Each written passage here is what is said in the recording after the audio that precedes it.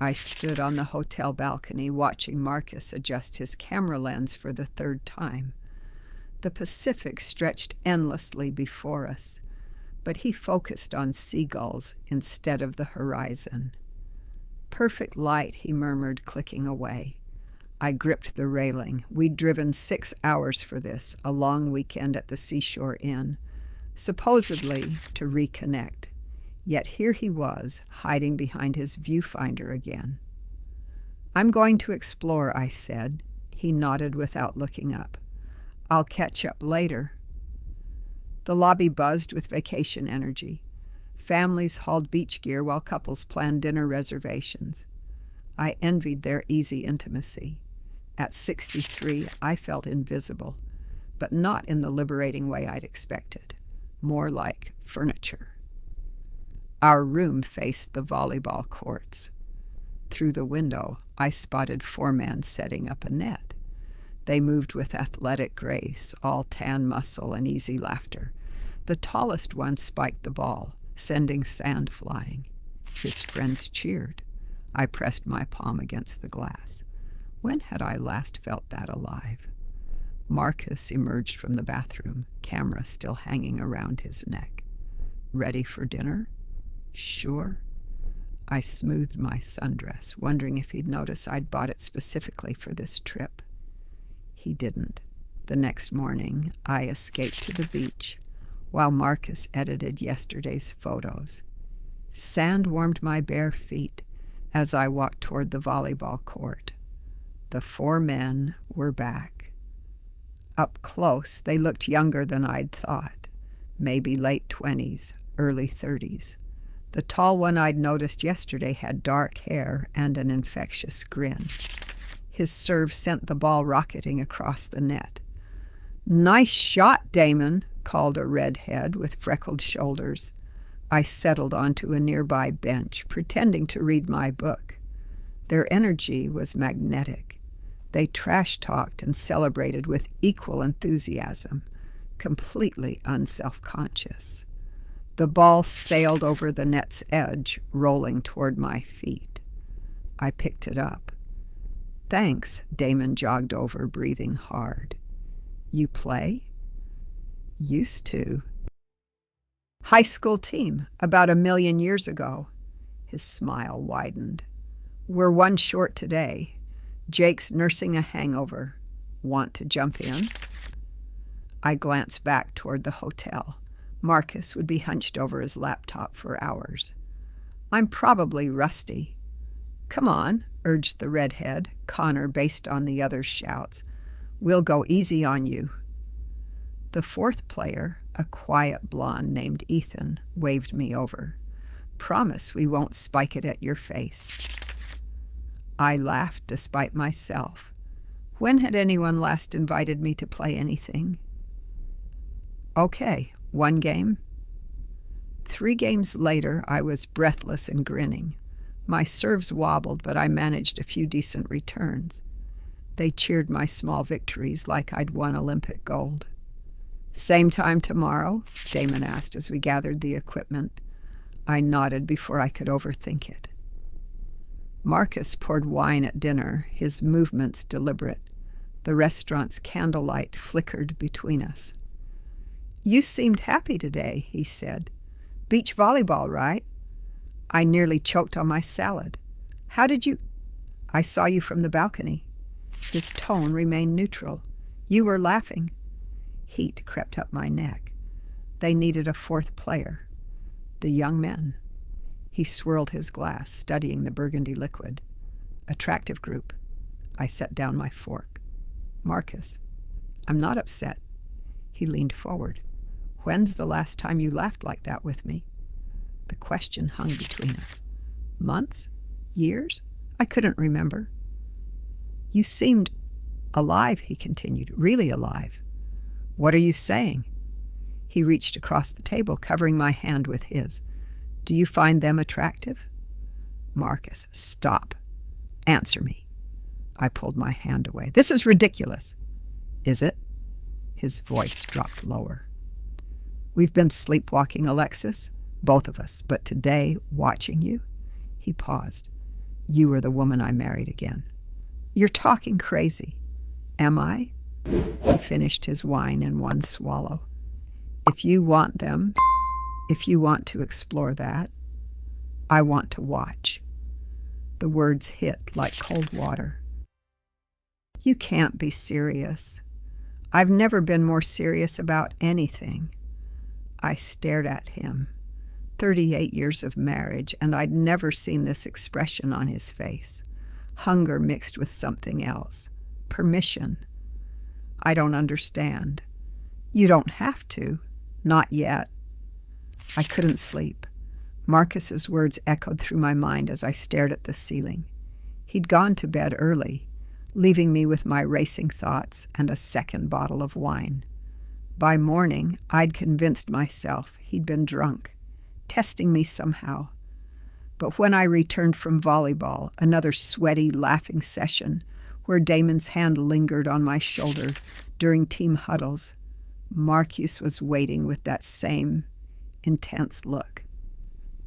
Invite them for drinks, he said simply. Tonight. Marcus. Room 237. Tell them 7 o'clock. I clutched the keycard he pressed into my palm. I can't just... You can, he kissed my forehead. Trust me. I found them at the beach bar sharing nachos and beer. My hands trembled as I approached their table. Alexis, Connor raised his bottle. Join us. Actually, I wanted to invite you all for drinks. Tonight, my husband and I swallowed hard. Room 237, 7 o'clock. Damon's eyebrows rose. Your husband? He'd like to meet you. You've been so kind, including me in your games. Ethan nudged the fourth player, Tyler, who'd been quiet all afternoon. Sounds fun. Should we bring anything? Damon asked. Just yourselves. I walked away before they could ask questions I couldn't answer. Back in our room, I showered and changed into my best dress. The red one Marcus used to say made me look dangerous. He emerged from the bathroom in a pressed shirt, cologne sharp in the air. You told them? I nodded. Good. He arranged chairs near the balcony. This will be good for us. I wasn't sure what this was, but my pulse hammered with anticipation. They arrived with wine and nervous energy. Marcus played the gracious host, pouring glasses and asking about their travels. I perched on the bed's edge, hyper-aware of every glance. So you're the volleyball star, Marcus said to Damon. Alexis says you're quite the athlete. She's not bad herself, Damon replied. Good instincts. The conversation flowed easier than expected. Connor told travel stories while Tyler shared photos from his camera. Ethan, usually quiet, opened up about his art studies. Marcus asked thoughtful questions, genuinely interested. But I felt the undercurrent, the way Damon's eyes found mine, how Connor's laugh grew more intimate, the charged silence when Tyler complimented my dress. After the second bottle of wine, Marcus stood. I'll be on the balcony. Beautiful sunset tonight. He stepped outside, leaving the door open. I heard him arranging his camera equipment. Your husband seems cool, Connor said, moving closer on the couch. He is. My voice sounded strange. Damon joined us, sitting on my other side. This is nice. All of us together. Tyler approached from behind, his hand settling gently on my shoulders. I didn't move away. Is this okay? Ethan asked softly. Yes, I whispered. Connor's fingers traced my wrist. Damon leaned closer, his breath warm against my ear. Tyler's hands moved to my hair. The rest belongs to shadows and whispered permission, to boundaries dissolved and trust redefined. What happened next stays between us and the fading light. Later, much later, I lay tangled between them, breathing hard. Through the doorway, Marcus remained motionless, watching. Dawn filtered through the curtains. The guys had left quietly near midnight, kisses and promises to find me at the beach. I'd fallen asleep alone, Marcus still on the balcony. Now I found him making coffee, fully dressed. "Good morning," he said, as if nothing extraordinary had happened. I pulled my robe tighter. "Marcus, about last night. You were beautiful." He handed me a steaming mug, absolutely radiant. "I don't understand you." He sat beside me on the rumpled bed. "For years, we've been going through motions, polite, careful, safe." His fingers traced my cheek. "But watching you discover yourself again, it was like seeing color after years of gray. Don't you feel jealous, angry?" "I feel grateful." He pulled me against him. "You're glowing, Alexis, really glowing." I studied his face, searching for hidden resentment, found only peace. "What happens now?" "Now we check out and drive home." He kissed my temple. "And we remember that we're still capable of surprising ourselves." I handed him the key card, our room access, our secret, our shared transgression. He pocketed it without ceremony. "Will we ever talk about this again?" "Do we need to?" I considered that. The guilt I'd expected never came. Instead, I felt renewed, desired, alive in ways I'd forgotten were possible. "No," I said finally. "We don't." He wrapped his arms around my waist, pulling me close. "Now you're truly glowing," he whispered, echoing his words from last night. I was ready for whatever came next. The drive back to the city felt different, charged with an electric undercurrent that hummed between us. Marcus kept one hand on the wheel, the other resting on my thigh, his thumb tracing lazy circles through the fabric of my dress. Every touch sent ripples of awareness through me, as if my skin had been rewired overnight. "What are you thinking about?" he asked, glancing at me as we merged onto the highway. "How everything feels different now." I turned to study his profile, the strong line of his jaw, the way his hair caught the morning light. Like I've been sleepwalking for years and just woke up. "Good different or terrifying different?" "Both." I covered his hand with mine. "Definitely both." My phone buzzed with a text from David. "Hope the conference went well. See you tonight for dinner?"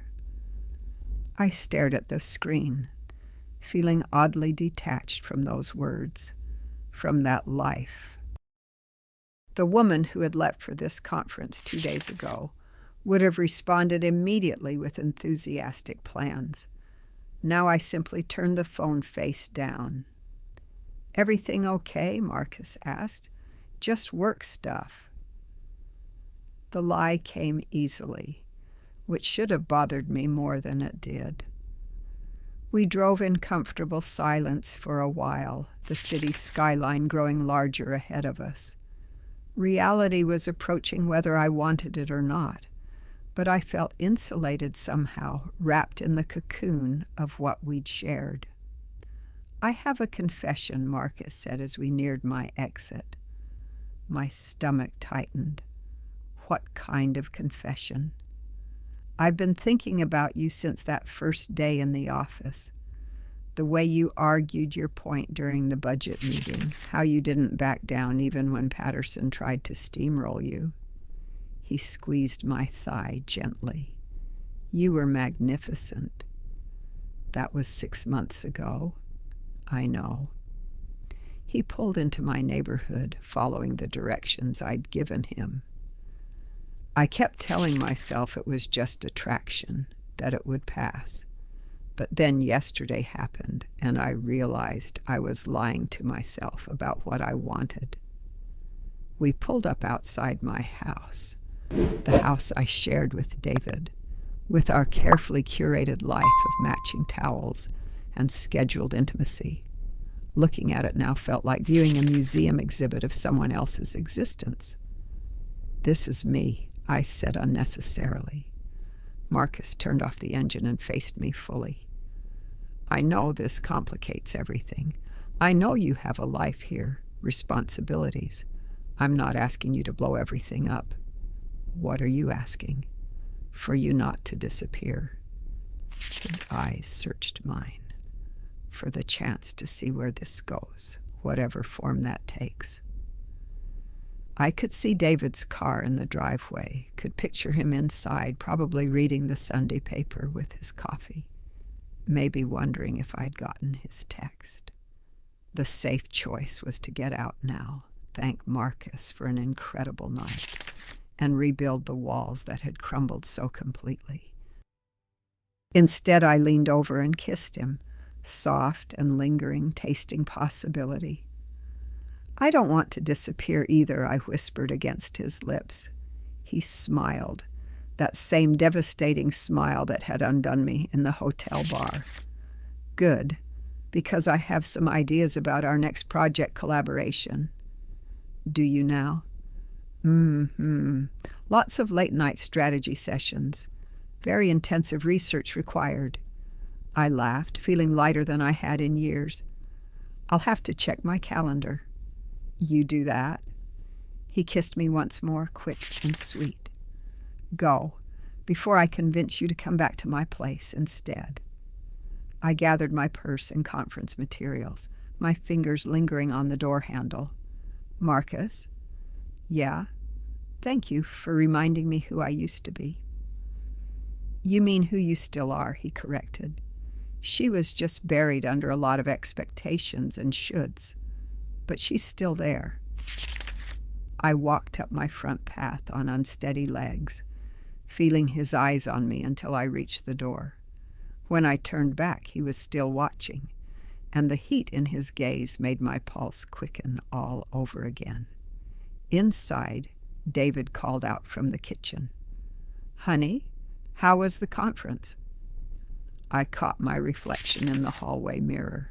Hair slightly mussed, lips still swollen from Marcus's kisses, eyes bright with secrets. The woman looking back at me was a stranger, and yet completely familiar, like greeting an old friend I'd thought was lost forever. "Transformative, I called back, and meant every word. My phone buzzed with a new text from Marcus. "Already missing you." I smiled and typed back. "The feeling is mutual." Whatever came next, whoever I was becoming, I was ready to find out.